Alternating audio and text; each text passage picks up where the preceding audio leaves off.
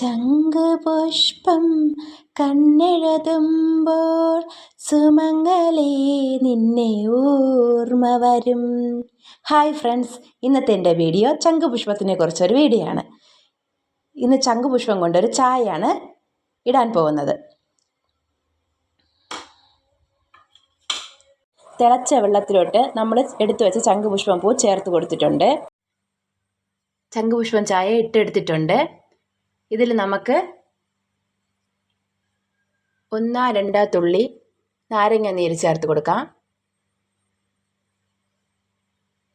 മധുരത്തിനനുസരിച്ച് തേൻ ചേർത്ത് കൊടുക്കാം.